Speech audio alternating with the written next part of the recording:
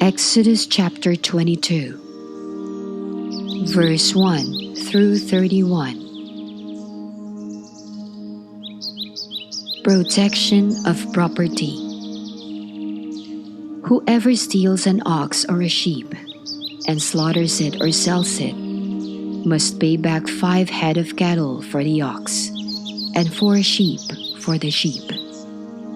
If a thief is caught breaking in at night and is struck a fatal blow, the defender is not guilty of bloodshed. But if it happens after sunrise, the defender is guilty of bloodshed. Anyone who steals must certainly make restitution, but if they have nothing, they must be sold to pay for their theft. If the stolen animal is found alive in their possession, whether ox or donkey or sheep, they must pay back double. If anyone grazes their livestock in a field or vineyard and lets them stray and they graze in someone else's field, the offender must make restitution from the best of their own field or vineyard. If a fire breaks out and spreads into thorn bushes so that it burns shocks of grain or standing grain or the whole field, the one who started the fire must make restitution. If anyone gives a neighbor silver or goods for safekeeping, and they are stolen from the neighbor's house, the thief, if caught, must pay back double.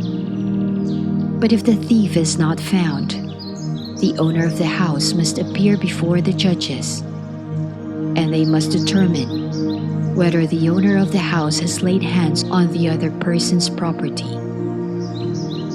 In all cases of illegal possession of an ox, a donkey, a sheep, a garment, or any other lost property about which somebody says, "This is mine," both parties are to bring their cases before the judges. The one whom the judges declare guilty must pay back double to the other. If anyone gives a donkey, an ox, a sheep, or any other animal to their neighbor for safekeeping, and it dies, or is injured, or is taken away while no one is looking, the issue between them will be settled by taking off an oath before the Lord that the neighbor did not lay hands on the other person's property.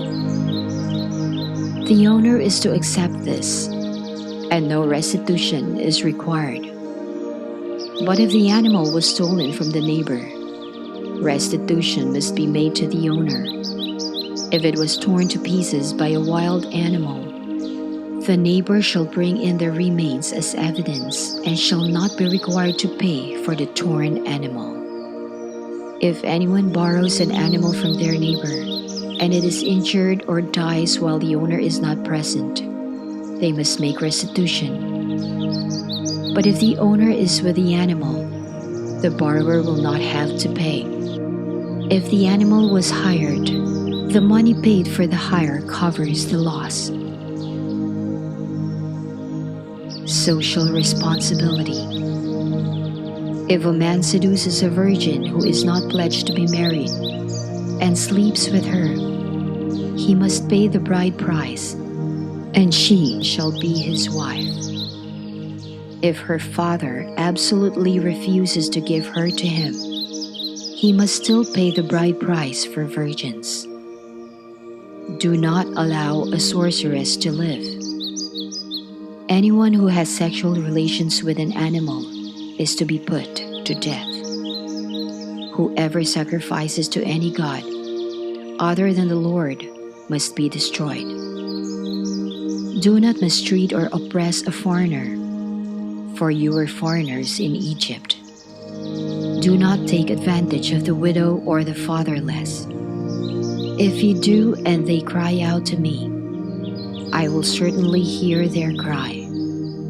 My anger will be aroused, and I will kill you with a sword. Your wives will become widows, and your children fatherless. If you lend money to one of my people among you who is needy, do not treat it like a business deal. Charge no interest. If you take your neighbor's cloak as a pledge, return it by sunset, because that cloak is the only covering your neighbor has.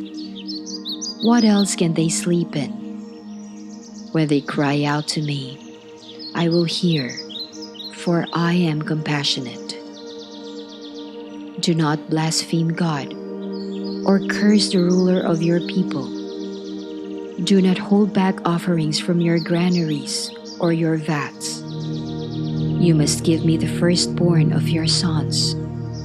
Do the same with your cattle and your sheep. Let them stay with their mothers for 7 days, but give them to me on the 8th day. You are to be my holy people. So do not eat the meat of an animal torn by wild beasts. Throw it to the dogs.